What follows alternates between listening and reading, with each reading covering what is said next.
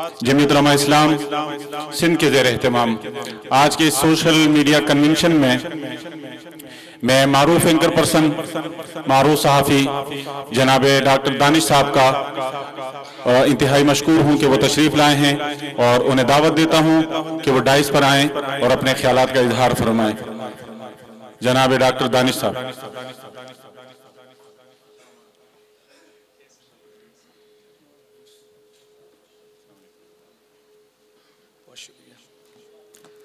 औज़ुबिल्लाहि मिनश्शैतानिर्रजीम बिस्मिल्लाहिर्रहमानिर्रहीम। आज का ये प्रोग्राम सेमिनार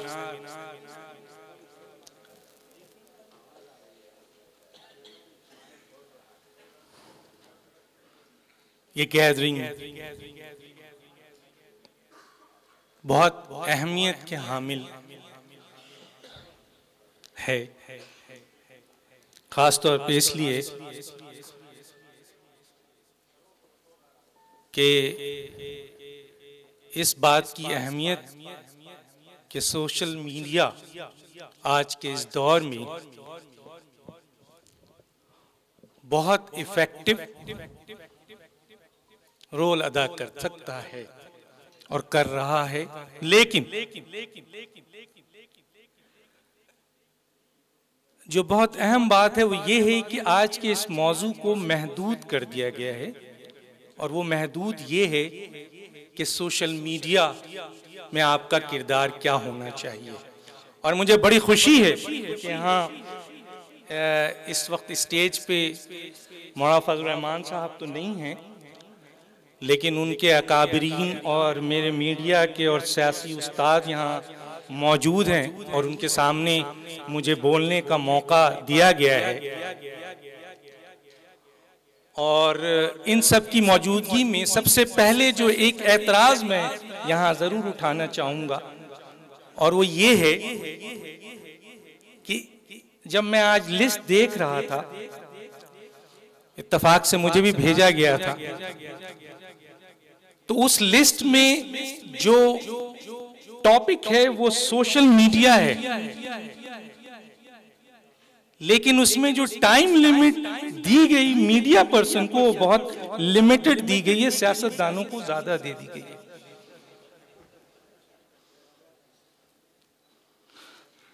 तो मुझे उम्मीद है कि मुझे इस अहमियत के प्रोग्राम में थोड़ा सा वक्त जरूर मिलेगा ताकि मैं अपनी बात आप तक पहुंचा सकूं।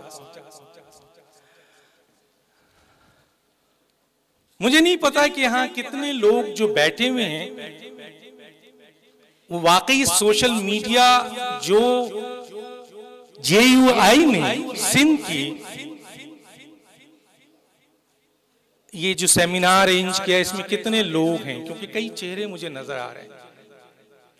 एक प्रोग्राम मैंने अटेंड किया, मुझे इसी तरह बुलाया गया था डॉक्टर ताहिरुल कादरी साहब के इदारे ने। तो जब मैंने वहां पर कोई 1 घंटा गुफ्तगू करने के बाद, माइक हमसे लेना बड़ा मुश्किल काम होता है, बैठे हुए हैं और एंकर भी और लोग भी। तो जब मैं 1 घंटा तकरीर करके वहां से उतरा तो मुझे पता चला कि आधे से ज्यादा उनके एम्प्लॉय थे और जो मीडिया वाले थे वो सिर्फ 25% लोग थे। तो मुझे उम्मीद है कि यहाँ पर जो बात मीडिया के हवाले से हो रही है, सोशल मीडिया के हवाले से हो रही है, वो बड़ी अहमियत के हामिल है। और बहुत अहम बात है कि जमात उलमा इस्लाम एक ऐसी जमात जिसने सिंध के लेवल पर इस बहुत अहम सब्जेक्ट को यहाँ पर डिस्कस किया है। मैं इससे पहले कि मीडिया में था, मैं ग्रेड 20 तक काम किया है मैंने अपने फेडरल गवर्नमेंट में। एक लिहाज से मैं ब्यूरोक्रेसी का पार्ट रहा हूं। तो मुझे नहीं पता, मेरे एक उस्ताद भी बैठे हुए, उन्होंने भी ब्यूरोक्रेसी में बहुत काम किया है, बहुत अहम पोस्टों में रहे हैं। तो हमें एक चीज सिखाई जाती थी कि आपके पास जो रूल्स हैं या जो आपके पास काम है उसके 2 हिस्से जाते हैं। एक कंस्ट्रक्टिव, पॉजिटिव और एक नेगेटिव और डिस्ट्रक्टिव, आप दोनों तरफ जा सकते हैं। लेकिन एक अच्छा ऑफिसर वो होता है जो गलत जगह पे भी अच्छाई की तरफ ले जाता है, बेहतरी की तरफ ले जाता है, पॉजिटिव एंड कंस्ट्रक्टिव की तरफ जाता है। यकीनन सोशल मीडिया, क्योंकि हम डिस्कस सोशल मीडिया को कर रहे हैं, तो यकीनन सोशल मीडिया में भी ये दोनों रास्ते मौजूद हैं। ऐसा नहीं है कि सोशल मीडिया सिर्फ तबाही है, आप उसको देखें और जनाब रात भर आप उसकी वो करें और वो नमाज चली जाए और आप उसको, नहीं नहीं नहीं नहीं, ऐसी बात तो है। लेकिन ऐसी बात इस तरह भी है कि अगर इस मीडिया को आप कंस्ट्रक्टिव लें, क्योंकि बेसिक उसूल जो है मीडिया के हवाले से वो ये है कि अगर आप किसी खबर को, क्योंकि इंफॉर्मेशन देना है, ये जो आपकी इंफॉर्मेशन होती है इसको आपने आगे बढ़ाना है। आया आपने किसी से सुना है या आपने खुद हासिल किया है, लेकिन इसमें जो सबसे पहला और बुनियादी असूल है वो ये है कि तहकीक, उसके बाद तस्दीक, उसके बाद उसको आगे भिजवा दीजिए। लेकिन ये भी जरूर देखिए कि इस खबर से शर तो नहीं फैल रहा, क्योंकि हुक्म खुदाबंदी है जो हमने पढ़ा है, आप मुझसे ज्यादा जानते होंगे। कोई बुरा काम है तो उसको फैलाया ना जाए, बल्कि उस पर पर्दा डाला जाए, और अगर अच्छा काम है तो उसको तहकीक और तस्दीक के बाद आगे भेज दिया जाए। लेकिन यह जिम्मेदारी बहुत बड़ी है, क्योंकि आप जिस खबर को सोशल मीडिया में, क्योंकि ये अनगाइडेड मिसाइल है, ये गाइडेड मिसाइल नहीं है। जब हम कहते हैं कि अनगाइडेड मिसाइल है तो ये आप पर भी गिर सकता है, आपके नजरियात पे भी गिर सकता है, आपकी फैमिली पे भी गिर सकता है, आपके मुल्क पे भी गिर सकता है, क्योंकि ये अनगाइडेड मिसाइल है। ये इलेक्ट्रॉनिक मीडिया नहीं है, ये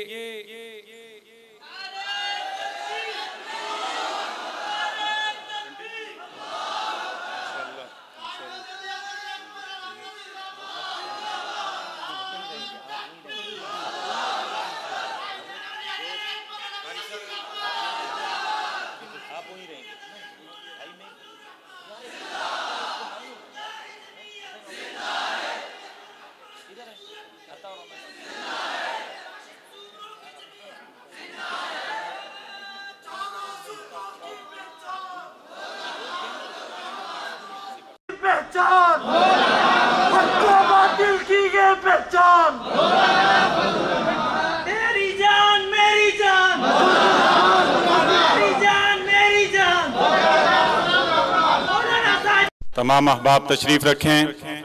मैं अपने कायद मुकर्रम, कायद मोहतरम, कायद मिल्लत इस्लामिया, इमाम इनकलाब हजरत मौलाना फजलुर रहमान साहब दामत बरकातुहुल आलिया का यहाँ जमीयत उलमा इस्लाम सूबा सिंध सोशल मीडिया कन्वेंशन में आमद पर खुश आमदीद कहता हूँ। आप तमाम हजरात तसल्ली से डॉक्टर दानिश साहब का खिताब सुने। और ये कैमरे बंद होंगे जी, ये दोबारा फिर कैमरे आप जारी रखें।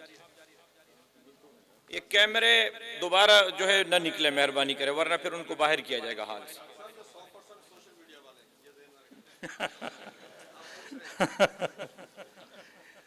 यहाँ जनाब मौलाना फजल रहमान इज़्ज़त माफ़, उनकी तशरीफ़ आवी हमारे लिए बाइस इज़्ज़त इफ्तिकार है।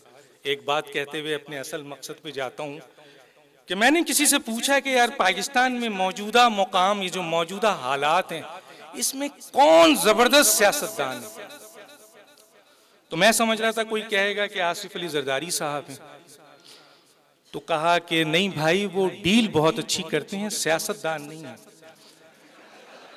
मैंने कहा कि शायद वो नवाज शरीफ के बारे में कहेंगे, तो जो साहब थे वो कह लेंगे कि नहीं भाई, नवाज शरीफ 2 मिनट के बाद तो ये सोचने में मजबूर हो जाते हैं कि किस तरीके से अब ये मीटिंग और ये मामलात ख़त्म हो। तो फिर मैंने इमरान खान का नाम लिया, तो कह लेंगे उनको अभी बरसों लगेगा। मैंने कहा कौन है सर इस वक्त इस मौजूदा पाकिस्तान में जिसे हम एक बेहतरीन सियासतदान कहें मौजूदा दौर की? तो उन साहब ने कहा कि मौलाना फजल रहमान से अच्छा सियासतदान कोई नहीं।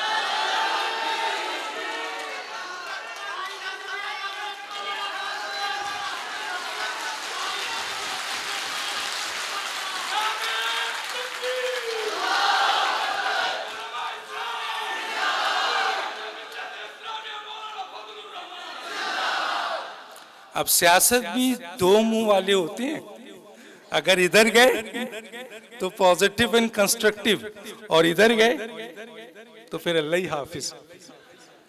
तो मैं आपको बात कर रहा था मौलाना साहब से पहले कि अनगाइडेड मिसाइल है, क्योंकि आपने रिस्ट्रिक्ट कर दिया है हमें कि सोशल मीडिया पे बात की जाए। तो सोशल मीडिया आज के दौर का, क्योंकि अभी इस सोशल मीडिया में डॉक्टर दानिश हों या मेरे और उस्ताद यहाँ जो बैठे हुए हैं वो हों, ये कोई खबर निकालें दे नहीं नहीं नहीं नहीं नहीं नहीं नहीं। अब जिसके पास एक मोबाइल है वो सहाफ़ी भी है, वो एंकर भी है, वो इंफॉर्मेशन जो है इन्फॉर्मर भी है, वो सब कुछ है, क्योंकि एक मोबाइल से वो करोड़ों लोगों तक अपनी इंफॉर्मेशन पहुंचा सकता है। तो अब वो जर्नलिज्म खत्म, वो एंकरिंग खत्म, वो सहाफत एक लिहाज से खत्म। अगर आपके पास मोबाइल है तो हर शख्स एक जर्नलिस्ट हो जाता है, एक एंकर हो जाता है, एक इंफॉर्मेशन हो जाता है। तो ये याद रखिए जो मैंने बात कही थी कि अनगाइडेड मिसाइल है सोशल मीडिया, ये जरूर याद रखिए कि अगर आपने उसकी बेसिक रूल को, जैसे मैंने कहा कि आप सिर्फ इस सोशल मीडिया का काम गलत खबरें नहीं है, इस सोशल मीडिया में बहुत अच्छी खबरें भेजी जाती हैं। मसलन मैं एक छोटी सी बात बताऊं कि अगर कोई बच्चा या बच्ची बेचारे, मैं देखता हूं अक्सर सोशल मीडिया में कहीं पाए जाते हैं, उनके वालिदैन तक उसकी पहुंच नहीं होती है, वो गुम हो जाते हैं, तो सेकंडों में करोड़ों लोग उसको स्टडी कर लेते हैं और उसके बाद उसको वो मिल जाते हैं अपने वालिदैन से। इसी तरीके से आप कोई बीमारी की कोई शख्स को जरूरत है जो जायज है, वो उस तक मुस्तकीन पहुंच जाते हैं। तो मैं यहाँ पर एक बात कहना चाहता हूं कि सोशल मीडिया के हवाले से चंद बातें बहुत जरूरी हैं, क्योंकि हम पाकिस्तान में रहते हैं तो नजरिया पाकिस्तान हमारे लिए बहुत अहम है। क्योंकि हम मुसलमान हैं तो इस्लाम और दीन इस्लाम हमारे लिए बहुत अहम है।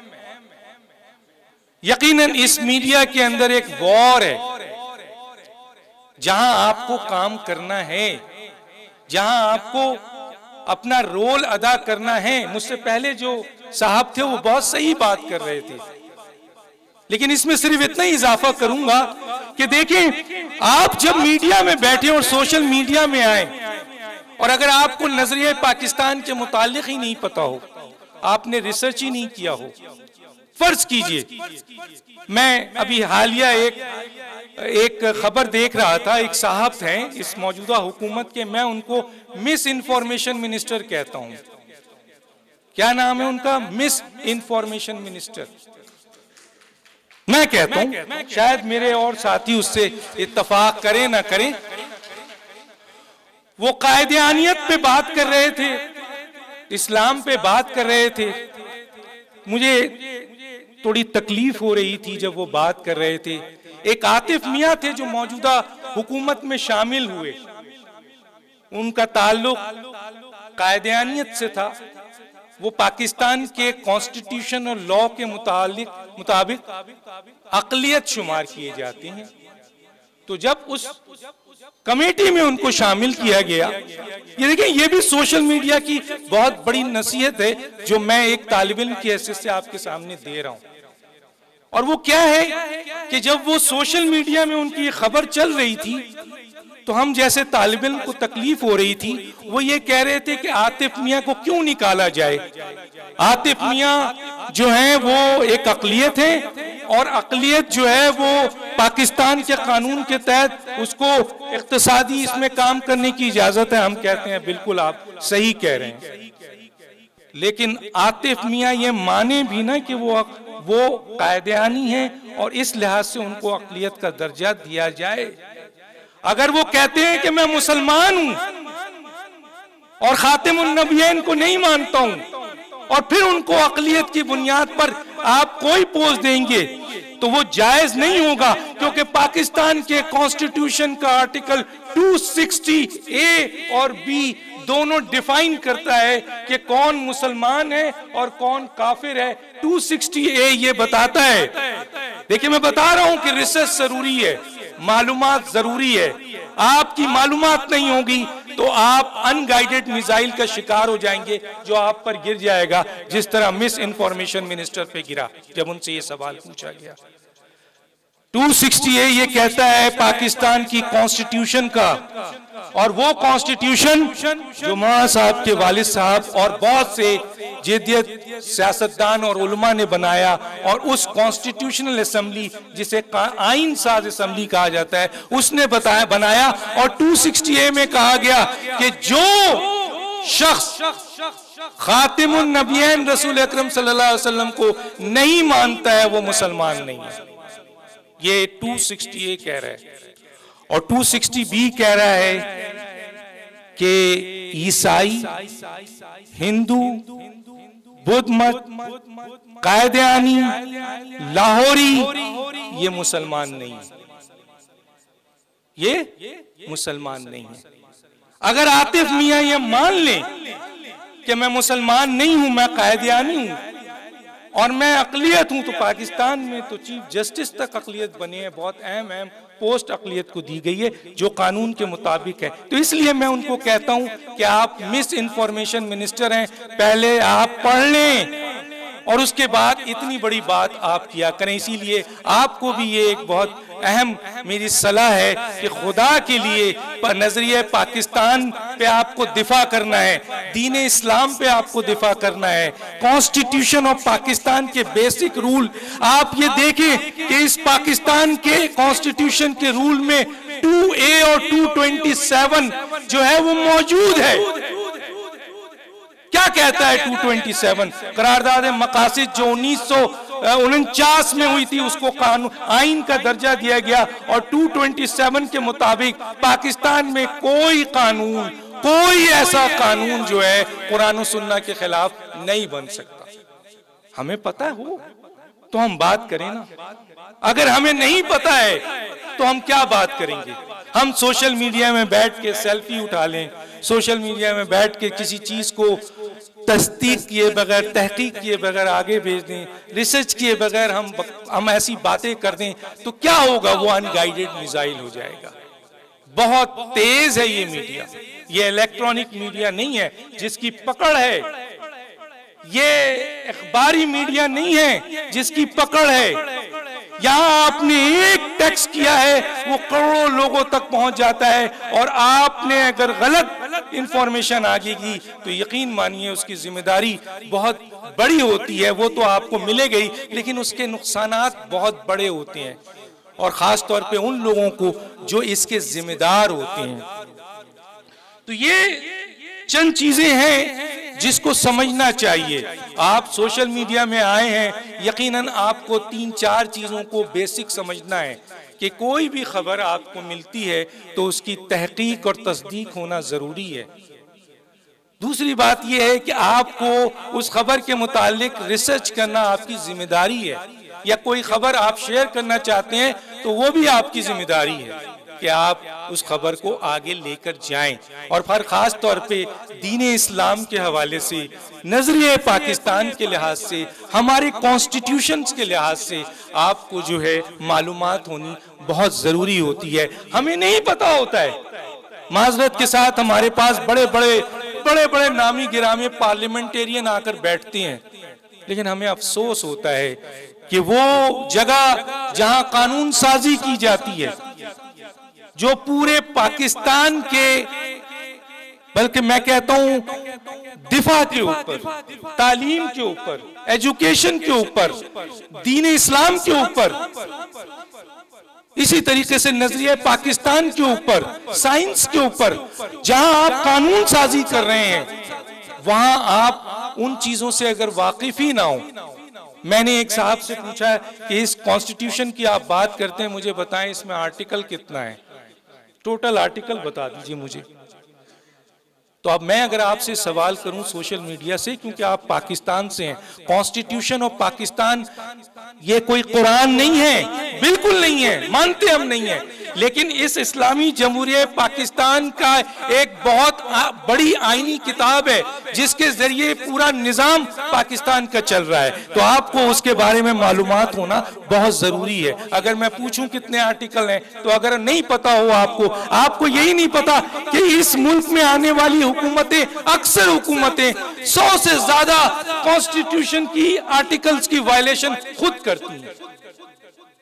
अगर आपको पता होगा आप निशानदेही करें उनकी, आप बताएं कि नजरिए पाकिस्तान क्या है, आप बताएं दीन इस्लाम क्या है, आप बताएं कि पाकिस्तान के निजाम को किस तरह चलाया जाए। हो सकता है मेरी गुफ्तगू से बहुत से लोग इख्तलाफ करें, इख्तलाफ होना चाहिए, लेकिन सब्र तहम्मुल, अभी वो साहब कह रहे थे कि सब्र तहम्मुल का मुजाहरा कीजिए। क्यों? क्योंकि जब आप कोई बात कहने जा रहे हैं और जब आप तबलीग करने जा रहे हैं, जब आप सच बात कहने जा रहे हैं, जब आप मेरिट की बात करने जा रहे हैं, तो बहुत से लोगों को बुरा बन लगेगा और वो आपके खिलाफ ताबड़तोड़ हमले करेंगे। वहां अगर आपने रिएक्शन किया तो आपने सारा मकसद जाया कर दिया। तो सब्र तहम्मुल भी इसमें बहुत जरूरी है, जिसे आपने करना है। मैं ज्यादा टाइम नहीं लूंगा, हालांकि मैंने कहा कि एंकर के हाथ में माइक आ जाए तो बहुत मुश्किल होता है कि वो छोड़े, लेकिन मुझे इस बात की बड़ी खुशी है, बहुत खुशी हुई कि जमीयत उलमा इस्लाम ने इस अहमियत को समझते हुए एक सेमिनार जो सिंध लेवल पर किया है, मैं रिक्वेस्ट करूंगा कि इसको पूरे पाकिस्तान लेवल पर किया जाए, क्योंकि सोशल मीडिया आज के दौर का एक बहुत अहम जो शोबा है, और ये शोबा ऐसा है कि ये रोज बरोज आगे बढ़ते जा रहा है, और इसमें जितनी बड़ी जिम्मेदारी आम लोगों की है, उससे कहीं बड़ी जिम्मेदारी उन सोशल मीडिया वर्कर की है कि वो अपने इस हथियार को, इस जगह को पॉजिटिव कंस्ट्रक्टिव लेवल पर इसको इस्तेमाल करें। और कहने को बहुत कुछ है, लेकिन तहकीक और तस्दीक के बगैर कोई इंफॉर्मेशन आगे ना दें। लेकिन एक और चीज सोशल मीडिया के साथियों, नजरिया पाकिस्तान पर आप स्टडी करें, रिसर्च करें, कॉन्स्टिट्यूशन पे आप रिसर्च करें, डेमोक्रेसी पे आप रिसर्च करें, इस मौजूदा निजाम के ऊपर आप रिसर्च करें, एजुकेशन पे करें, हेल्थ पे करें, इस्लाम पे करें, दीन पे। मैंने कहा 2 आर्टिकल देखिए, 2A और 227, उसके बावजूद इस मुल्क में सूद का निजाम कायम है। अस्तगफिरुल्लाह, कहां है कॉन्स्टिट्यूशन? कहां खड़ा है कॉन्स्टिट्यूशन? 2A और 227 को उठाकर इस मुल्क के हुक्मरानों ने अपने पाकिस्तान से बाहर फेंक दिया है, क्योंकि इस दोनों आर्टिकल को या तो निकाल दिया जाए या सूद के निजाम को खत्म कर दिया जाए।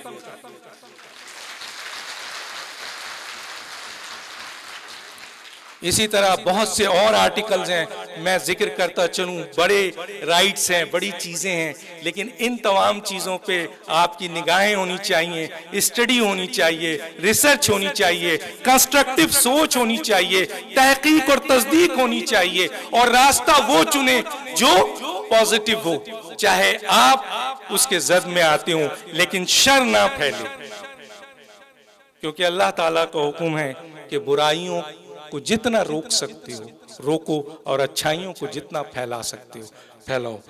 बहुत शुक्रिया आपका।